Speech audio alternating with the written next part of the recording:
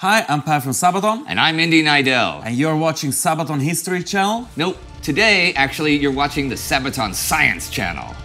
Wow. Yeah. Wars are terrible, beyond a doubt. They cause enormous and even immeasurable amounts of suffering and death. But it is indisputable that they are also an accelerator for science and technology. A nation at war allocates major resources to its scientists and calls on them to come up with better and more sophisticated inventions to help them win. In this way, some inventions made for the good of mankind can be weaponized for death and destruction. Of course, sometimes it is the other way around. An idea first designed to kill people is turned around to benefit all mankind. And then there's just man's insatiable curiosity that led to the splitting of the atom, which led to Sabaton songs like Saboteurs and Nuclear Attack. But is there something like amoral science? We already also did an episode for the song Father about Fritz Haber. So let's have a look at some of the other fathers in the last few centuries. The Napoleonic era was one of constant warfare and international conflict. But it was also the age of enlightenment, and intellectual life flourished. Napoleon himself was a big advocate for the advancement of the sciences, and he made sure that scholars and engineers accompanied his armies wherever they went. Inventors from all over were encouraged to bring forth their theories and experiments, and a scientific infrastructure was created to mutually support the scholars of different branches. There was, for example, Alessandro Volta, who invented the first electric batteries, or Claude-Louis Berthollet, who brought forward a systematic study of chlorine and ammonia, or Dominique Jean Larrey, who became known as the father of battlefield surgery. He and his colleagues would even go out on active battlefields with bullets and shrapnel flying around to save as many soldiers as possible, no matter their uniform. It is said that rumors of his presence on a battlefield even halted cannon fire from both the British and the Prussians as they feared to hit the famed surgeon. Should the uniform be important to a scientist? Or are their inventions designed to help only one side and not the other? Although England and France were very much at war then, many of their scientists did not believe in taking sides. Edward Jenner, for example, the pioneer of vaccination who developed a smallpox vaccine, was strongly opposed to this kind of thing. An Englishman, he said to the National Institute of France in 1803, "The sciences are never at war." He was the Nobel philanthropist and was hailed by the world's leaders as an inspiration for all mankind. When Jenner wrote to Napoleon in 1805 to release two of his friends, Napoleon allegedly exclaimed, "Ah, Jenner, I can refuse nothing to this man." In terms of paradoxical inventors, Alfred Nobel might be the poster boy. Born in Stockholm in 1833, Nobel pursued his interests in engineering and chemistry early on, rose through academia, and engaged with important inventors and industrialists from Paris to St. Petersburg. His goal was simply solving the shortcomings of the world.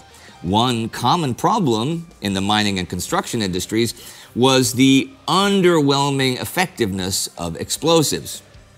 Widely used at the time was black powder, which isn't all that different from gunpowder, just more flammable, but is a low-yield explosive. There was a much more powerful explosive on the market, liquid nitroglycerin, but this was really unstable and had caused many deadly accidents. In 1862, Nobel decided to try his hand with it and see if he could find a stabilizing solution, so he built his own nitroglycerin factory. A first major step in the right direction was the invention of the detonator cap.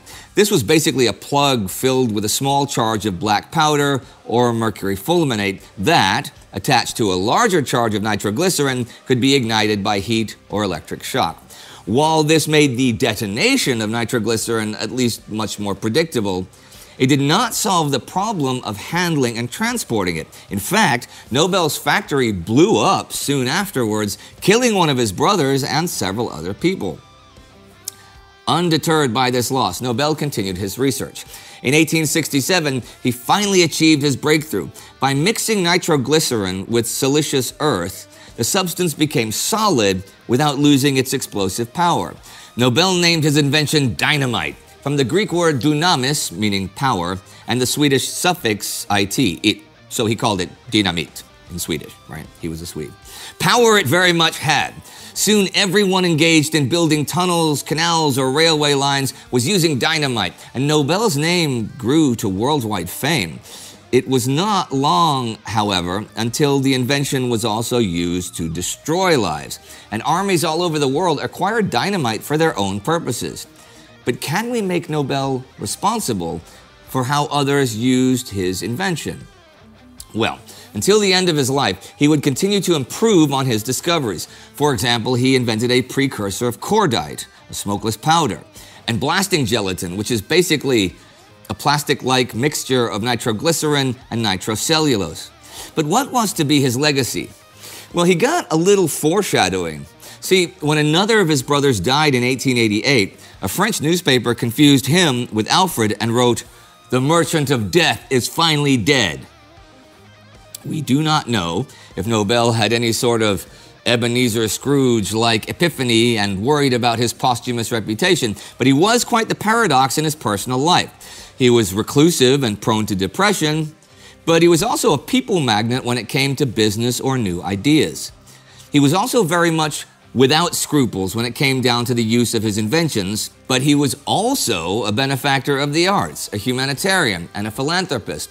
And when his own death came in 1896, his will stipulated that vast amounts of his fortune were to be spent to create a worldwide award, one that would be granted to scientists and intellectuals for their service to humanity.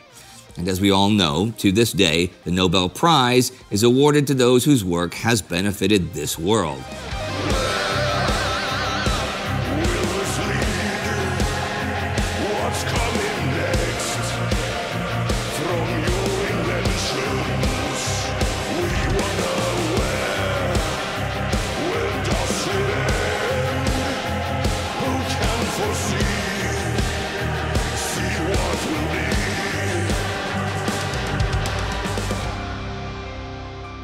But let's get away from this world for a minute.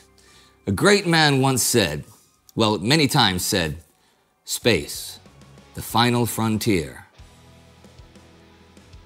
Wernher von Braun knew from an early age what he wanted to do. With a keen interest in experimenting with fireworks and the mechanics of propellants, he pursued an inventor's career by studying physics and engineering in Berlin and Zurich in the early 1930s. He attended the prestigious Rocket Science Club of Germany, where some of the greatest scientific minds of the generation met for debates and experiments.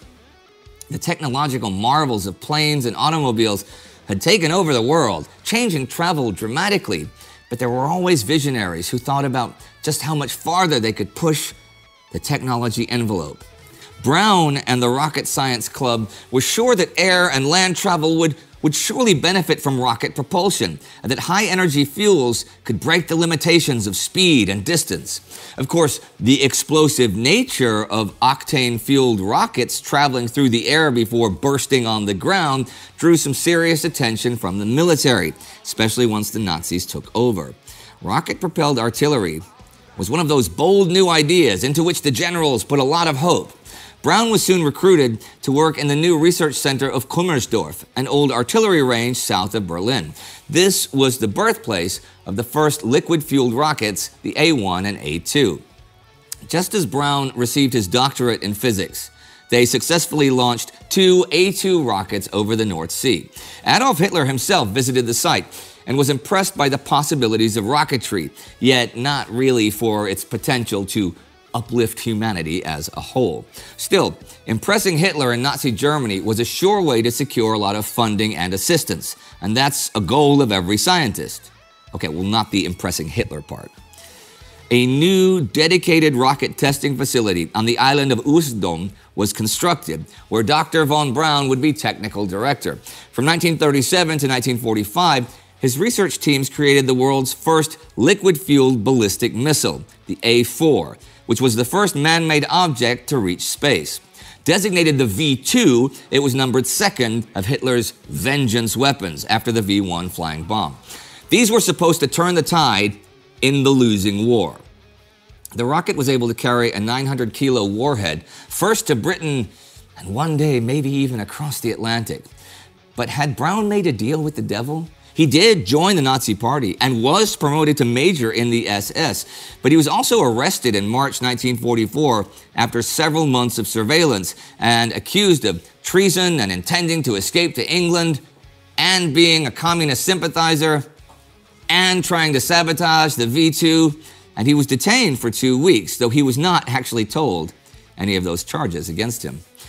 The V2 was built until the end of the war in the Nordhausen underground complex Dora, a concentration camp deep within the Harz Mountains.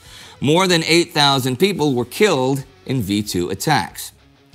When the Allies entered Germany from all sides in 1945, Braun and his fellow scientists knew that they were wanted alive for their expertise, and both the Western Allies and the Soviet Union were in a race to scoop up as many high-profile Germans as possible. And it is true that when Braun and many of his fellow scientists managed to surrender to the Americans, they were not sent away to a POW camp, but ended up in laboratories. And also true, Braun would continue his work on the V2 in the top-secret testing grounds in New Mexico. The Americans, like the Soviets, were well aware of the potential of rocket science, especially with the development of the Cold War as the 40s turned into the 50s. From 1954 onward, Braun was in charge of the Guided Missile Development Division. See, while the German V2 had been able to reach London in mere minutes, it had never achieved a target accuracy of better than 25 or 30 kilometers. But the Americans wanted an accuracy of 150 meters. Well, they wanted yards, but you get the idea. Although projects like the supersonic ramjet Comet never came to fruition, their research would be fundamental to intercontinental ballistic missiles in the future. In 1958, Braun's research teams launched the first American satellite into orbit as the space race kicked into gear. This was also the time when he became well known to the public, appearing in Collier's magazine and even on Disneyland TV. He was no longer a Nazi scientist whose invention had led to the death of thousands of civilians and was created by slave labor. No. He was the official space spokesman. Then the research on ballistic missiles able to take out whole cities was put on hold, and instead it was all about boosting humans and satellites into space. He left the US Army in 1960 and became director of NASA's new Marshall Space Flight Center, where he worked on the powerful Saturn V rocket, which would take the first humans to the moon. Wernher von Braun is often described as a 20th century Faust, a man who makes a deal with the devil, selling his soul to get the resources and the people needed to turn his visions into reality. But was there an alternative for him? Refusing Hitler and the Nazis? Or was there a moral obligation to sabotage his own work? Would the space program have achieved such heights without his skills? These questions can never be answered, of course, and he will remain, like Fritz Haber from a generation earlier, an ever-controversial father of both light and darkness.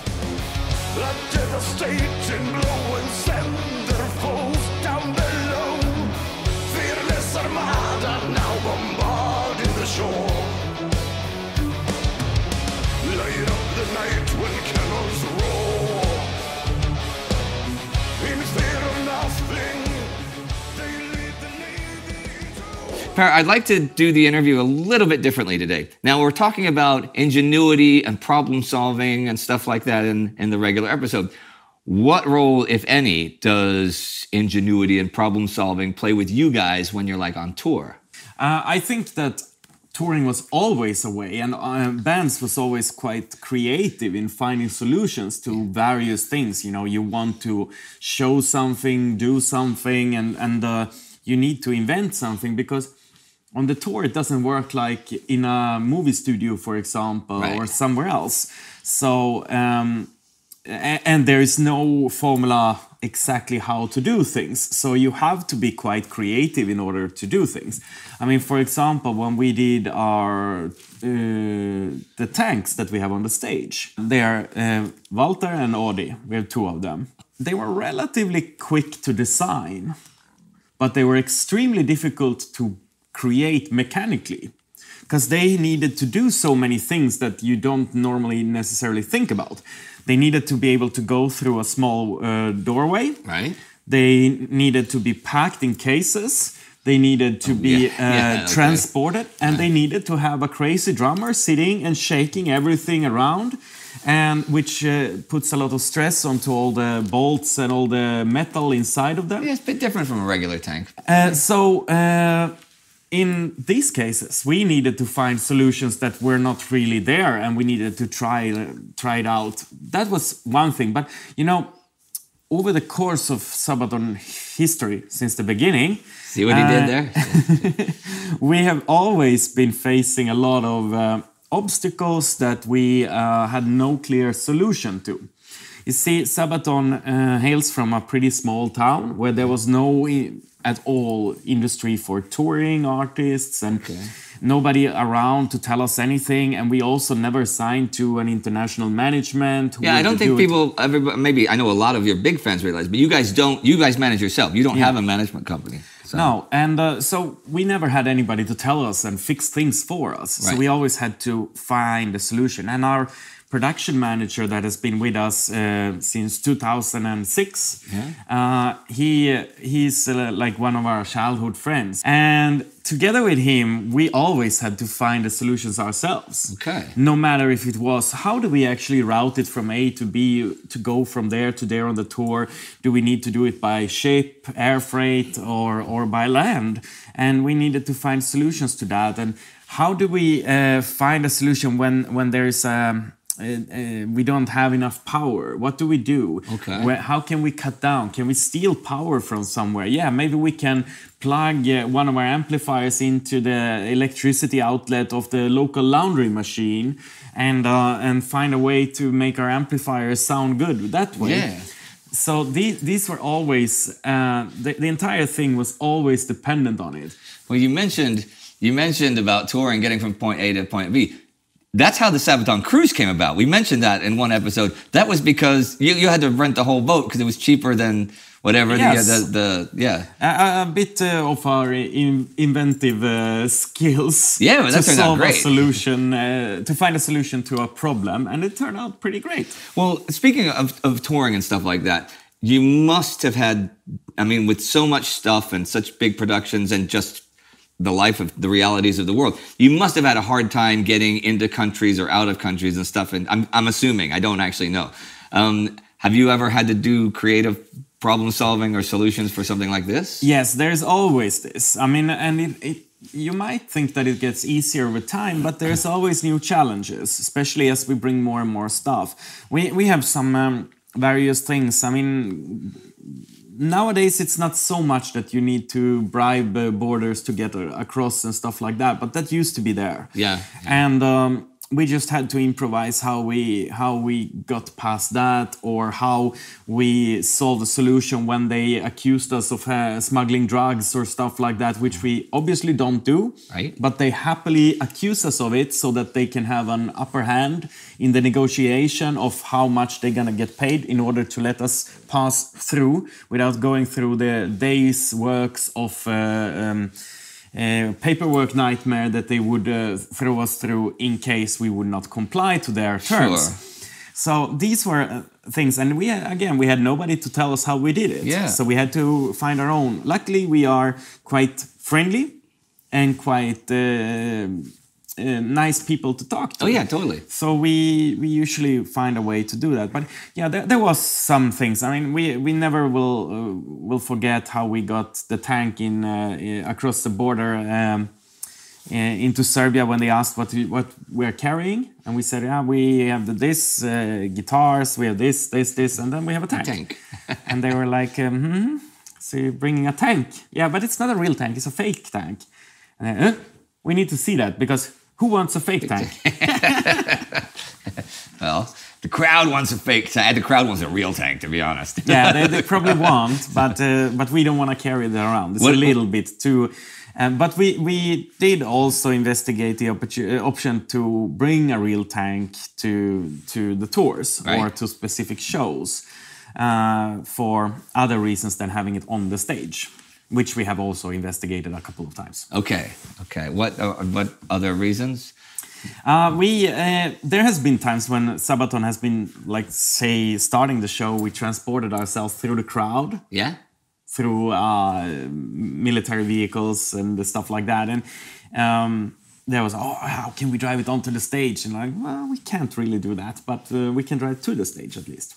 Okay, well, that's cool. But hey, something just struck me. He said if some foreign government, for whatever reason, accuse you guys of smuggling drugs, don't they have to try to find drugs to accuse you of smuggling drugs? Or is it just to start the paperwork to delay everything? Well, it's just their way of starting a negotiation. Like, hey, you are a rock band, you should be having drugs on board. And we would say, no, we don't use that. And then there would be like, but maybe you have. Can you? Otherwise, we maybe find it somewhere. Maybe find it. Maybe they find something, and that is obviously in being that they might plant it there and then find it. Okay. I got that. Which is of course a very scary scenario that could appear. And imagine going to prison for that, for someone planting something on you. We never wanted to take that risk to call their bluff on that, so we always had to find a solution to that. Yeah. Nowadays, it's more. It's definitely not like that. Every time we cross a border, everything has been pre-advanced. We have already good connection to higher instances. Well, you're bigger now, so yeah. So now we have already did all the work, so we usually go quite smoothly across the borders. And you tend to go. A lot of the countries you go to are countries you've been to at least once, if not many times before, right? Yeah, well, there's always something new that shows up, and sometimes there are new borders created. Oh yeah, of course. And new challenges. Yeah. Corona presented us with some challenges that we needed to get through. Oh, I remember when we were shooting, when you were in the episode and you're in Moscow and you had the guys climbing down the outside of the building. Yeah, that was one thing. That was How long were you stuck in Moscow? About half a year. And in the country as a whole, was that half a year or just Moscow half a year? No, I stayed there most of the time. Wow. And obviously there was not so much easy to travel at that time. And that's funny because just 2 months before that, you and I had been filming in Minsk. Yep. And 2 months later, you're trapped in Moscow. Wow, and that presented us with challenges that we overcome. Yes, we did. So we're up there with Wernher von Braun and the rest of the gang, yeah? Wait, that's probably not who I want to compare myself to. Well, I got the jacket. Yes. So this is actually yours. I like the Velcro on it. That's very scientific, the Velcro here. It's got Velcro, and it's got snaps, and it's got buttons. So you can seal this jacket three times. You know why? Why? Again, it's an invention. Okay. It's a solution. We need one of the crew members to wear this on the stage. Yeah. He needs quickly to change clothes. Yeah. And then, but it still needs to have the buttons, so it looks buttons, because this obviously wouldn't be, the Velcro wouldn't be correct. So we just added that on top of the buttons in order to be able to change clothes. They should start quickly. using Velcro because it's more better for your hands when you got gloves and stuff than the snaps and stuff. Wow. Well, that was a very interesting little discussion, was it not? Yes. Okay. Well, ladies and gentlemen, that is it from us today. Yep. Here on the Sabaton History Channel, or as Sabaton Science Channel. See you next time.